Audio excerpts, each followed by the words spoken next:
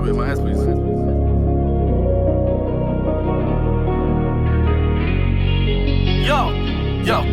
Yo.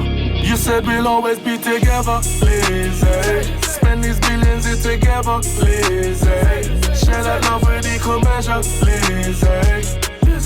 How dare you walk away? You said we'll always be together, Lizzie. Spend these billions here together, Lizzie. Yes, QUINCEY to Q.B.E. She died by jumping in front of a moving train. I'll say it with confidence, it killed my daughter. But ironically, till today, even our statement has not been taken. The easiest way to explain this is to use the pattern of incidents from the beginning to the end. It's going to help you understand what actually happened. When he met her, even he has confirmed it himself. She was very perfect, and she actually inspired him. When she showed me his picture, I've never been in agreement with him at all. I've always told my daughter, the reason why you were able to finish your university was because you didn't have a boyfriend. I know what guys do, I know how we do with girls, and I know how girls do. Don't fall in love yet, just try. You finished your degree because there was no boyfriend. Now, you're at KPMG, you've got a mission, a target. Get your ACA first, and you're free, and you'll have more options. So when this guy came up and she showed me his picture, I was not happy, and she knew. But I didn't tell her directly to her face that no, otherwise she would start hiding things from me. So, but she knew I was not happy about it. That was how I got to know about him. But after meeting her, like I said, there's this pattern of incidents from the beginning to when she died. And I'm saying let's split into 3 sections. So the first part, after meeting her, she was fine. The first part are things that he did that made her vulnerable. Now, I will tell you what the examples. He met her, he didn't tell her he had an infection. The infection is a viral, it's called herpes. Because herpes is permanent, there's no cure. Once you catch it, you're a carrier. You'd have to explain to your next partner that you have it, if you're honest. So you infected her deliberately, that's like to trap her. She can't go anywhere else. That's one. Wasn't allowed to speak to other men. He also misrepresented. He pretended I was a very rich guy who had multiple businesses. This is my daughter who I look after, I support. She now feels she has found somebody. Took her to his parents in Spain. Promised to marry her. Promised to invest in her future.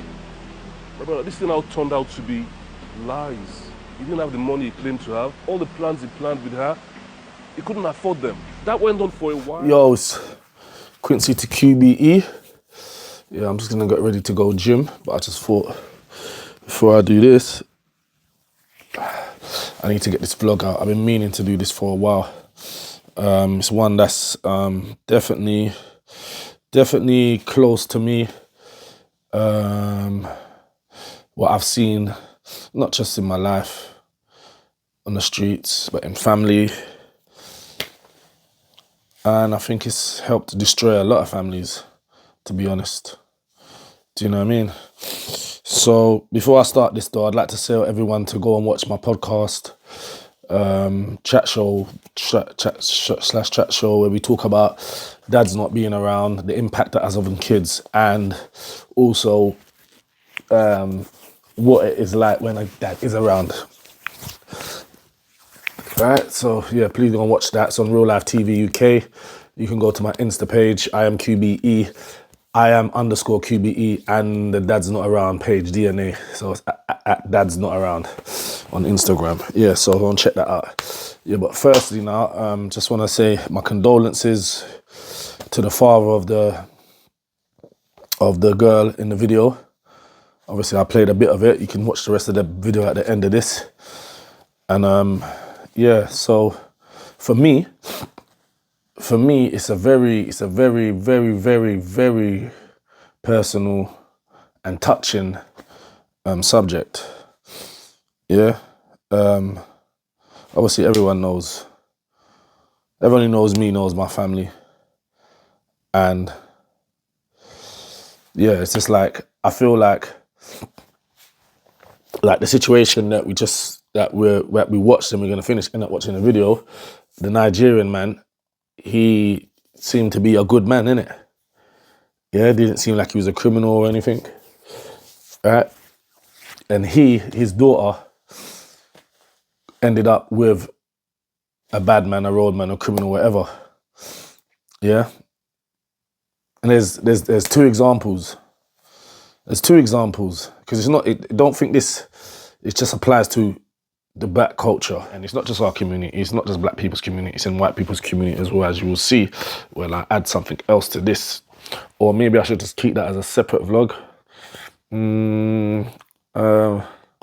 I'd have to do more work, and I've got this one ready. So no, I'm gonna try and add this in because it makes sense. They would compress it, make one topic. Or is it gonna be too much? It might be too much on my phone. Yeah, I'll just do it. I'll do it as another one. Yeah, but this incident here, let's just stick to this incident. Yeah. So sometimes you know we might get the word confused about BADMAN or just, you know what I'm saying. Sometimes it's not just fully about that. Sometimes it's the person is bad. It doesn't have to be a gangster on road, because there is probably some gangsters on road that are good people, but they just live in a certain life. So when we say bad as in bad person. Hell no, you don't want your people to be around any criminals, because that brings another type of danger. But when we say bad, you know, some girls like bad boys, like bad attitude and girlies and gallist and all that. And do you know what I mean? So what we need to do is just, yeah, we need to do better. You definitely need to do better. Get killed, or you could actually commit suicide. But you can commit suicide, I suppose, depending on who you're going out with. Do you know what I mean? Like, even if it's not a criminal. So I can't even put that down, but it's just still the same kind of, like the more than likely you go out with someone like who's bad, there's like the circumstances are high that something bad's gonna happen, because there's lots of bad things going on in that person's life that you can get drawn into. The Liverpool situation, I'm making a comparison, is because they got killed because they was around that person.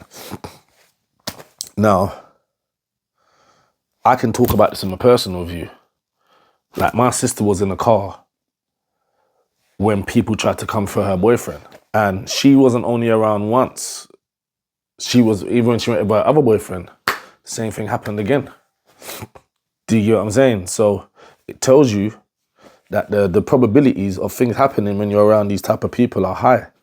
You know what I mean? I know we're in the club and we're saying we love BADMAN and all that, and rare, but do you really? Do you know what I mean? Because when my sister was going through that, the way the tears she had in her voice, yeah, I never heard tears like that in my life before. Do you get what I'm saying? So even though we say we love bad men and we love bad things, I'm sure that's not what she wants for her son now. Do you get what I'm saying? And, you know, she's done well, like, trying to turn her life around and make sure her son doesn't go down that road. Like, I come in there and that.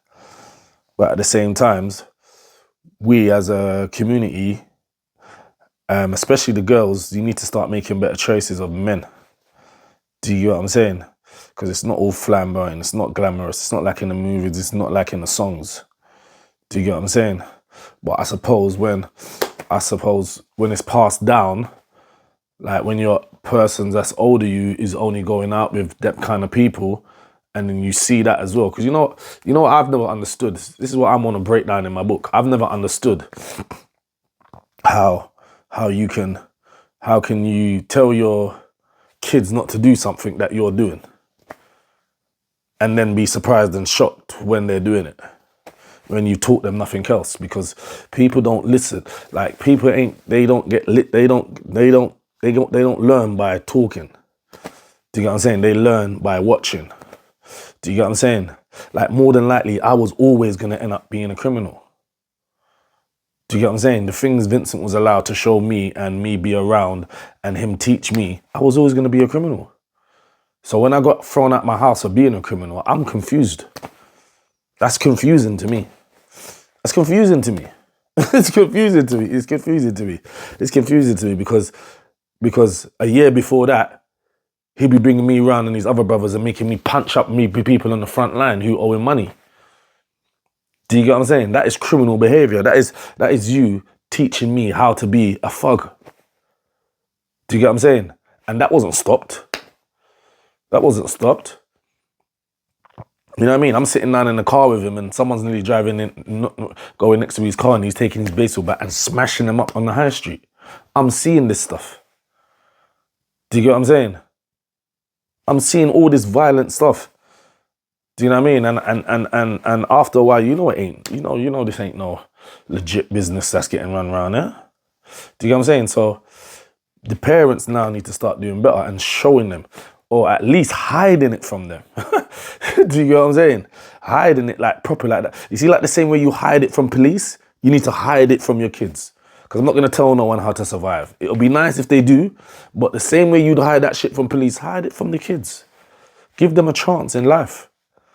Do you know what I mean? And then don't be confused when they end up in jail or they end up with bad people or they end up going with dating this kind of person or that person, and then they end up suffering the consequences of stuff that you have subconsciously taught them. Do you get what I'm saying? We need to start doing better. So what I'm saying is, I'm not saying like this Nigerian man, for instance, that he's taught his daughter any bad. Do you understand?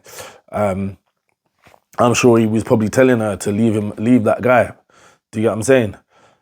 So it's not even just like people who are bad teaching people who are bad. It's also people have to kind of make better decisions. Do you get what I'm saying? Like stop thinking that this bad boy choice is a good choice, because it's not. It's not, because really and truly, none of us want our sisters or our daughters to go out with BADMAN. We don't.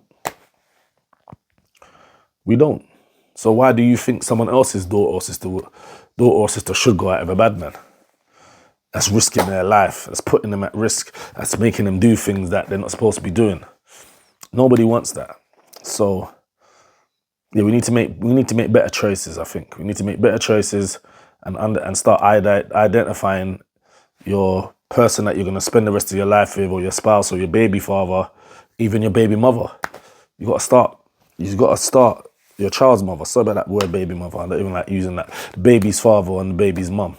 So we got to start doing better, because if we don't, we're just going to be creating more and more and more situations that later in life, you sitting down, seeing your son dead, seeing your son in jail, seeing your daughter with no dad with their kids. We're just be creating more of that, more of that, more of that, more of that. We need to start thinking about the choices we make and protecting and being more on them when you see them making these choices. Obviously, after a while, if they're going to make their choice and they're not going to listen to you, don't listen to you, but you at least have to do your job. And then that's it. You've done what you have to do. Do you understand? But it's not just a thing of you just seeing it and you just not saying nothing because it's been normalized. Do you know what I mean? And before you know it, you're all going out together and you're all going out to these fancy places and we're all eating nice and everyone's getting pictures on their Instagram because we're in Novikov of this gangster money and all of this stuff. You need to forget that, because what you're doing now, you're endorsing your sister or your friend going out with a bad man. We're all in it together and we're all having a nice time and blah-de. Do you know what I mean? So yeah, man, got to start making better choices in the community. It's Quincy to Q.B.E and I'm out. The second section of events, I feel, what made her mental health deteriorate. So after doing all those things to the person, imagine now, all of a sudden, he starts shouting at her. There's evidence of all these things. Asking for a bank statement. Demanding for money. My daughter can never even let me see a bank statement. With the evidence we have, she now started, after that event, she panicked and started doing web searches on how to take her life. We found out afterwards. The final part are things he did that actually led to her doing what she did. Because even the corona, when they want to look at this thing, they won't just look at how she died, they look at the circumstances that led to it. So the final things which he did, which I think broke the camel's back, the final straw, after shouting and demanding for a bank statement, he now went and stole a password. Broke into her phone when she was sleeping. This he has already admitted in writing. When she was sleeping, stole her information, threatened her with the information he stole by saying that he had told her friends, removed her from his house violently, and seized her passport, which she required to claim the money, and all her belongings, kicked her out. So I've broken into your phone, I've stolen your information, I've threatened you, and I pushed you away.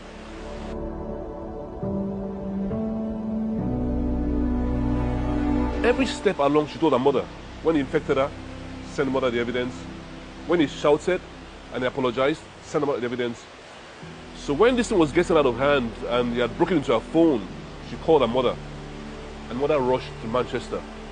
Then the following day, it continued. The mother was actually a witness to what happened when he was making his demands over the phone, the threats and all that, and when he was gaslighting her.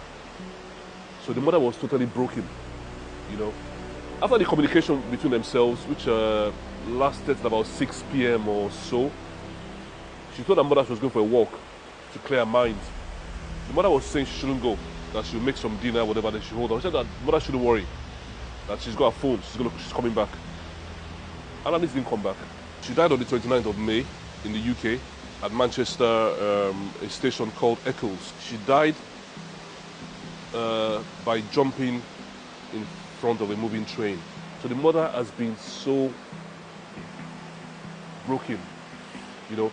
Even when the policemen came, the mother told them that it's even the mother that made the police aware of the existence of this person. That was how they contacted him, got his statement. But ironically, till today, even our statement has not been taken. Very strange, you know. That's where we are. So the mother was totally broken, totally broken. I didn't get to know till the following day. When I contacted him out of love to find out what really happened, he still shared some of the stolen information with me as a way to make me scared. Something that no parents will want that information to come outside. And now showed me the demand for money, mentioned the amount. I'll be happy if I can help him. That money is about to go into financial ruin. After she has died, somebody you claim to love, somebody you told that you have the money, you're going to take care of her. It came with the intention to get money from this girl because she was introduced by a so-called best friend, who's not a best friend, to this guy. That's his accomplice. After she died, this girl has got to spend time with this guy, and they are united in their story against my daughter. I'll say it with confidence, he killed my daughter. He killed her because she was already vulnerable already due to what he had done to her. My daughter was my first child. From day one, I fell in love with this girl from day one. This is a girl that I felt if she dies, I'll die. Very ambitious girl. Her plans, she was planning that within the next 2 years or so, she'll be private. This girl had a very bright future. She had a bright future ahead of her. She had done so much, she had suffered, sacrificed a lot, stayed up all night to read, to pass. Look, KPMG, the ACA, it takes you 5 years to pass the exams, right? She passed it in 10 months. 10 months. Trying to impress her father as well. And to get there very fast. Because she saw that I was very slow in my own starting and my startup. She tried, she really tried. So I mean, it's just for other people. But if for other people we just get injustice, for other people's sake, that people don't do this again to other people, I think Alanis has actually achieved something.